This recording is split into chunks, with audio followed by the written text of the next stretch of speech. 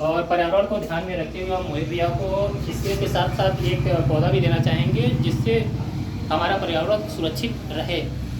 और इसको ध्यान में रखते हुए हम भैया को एक पौधा भी गिफ्ट करना चाहेंगे। बहुत बहुत अच्छा है, बहुत अच्छी पहल है। ये नीम का पौधा है, बिया लगाएंगे, इससे हमारा पर्यावरण शुद्ध रहेगा और पर्यावरण शुद्ध रहेगा तो हम लोग भी शुद्ध रहेंगे और स्वस्थ रहेंगे। और ऐसा कहा जाता है कि स्वस्थ शरीर में ही स्वस्थ मस्तिष्क का विकास होता है। तो आप स्वस्थ रहिए। जैसे कहा जाता है इंग्लिश में, हेल्थ इज वेल्थ। आपका हेल्थ सही है, आपका वेल्थ भी समझिए सही है।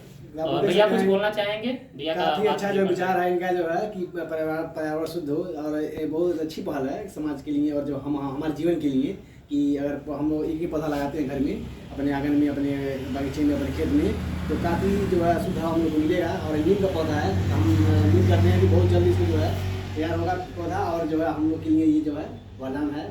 तो इसको हम जो है लगाएंगे, अपने खेत में जरूर लगाएंगे इसको।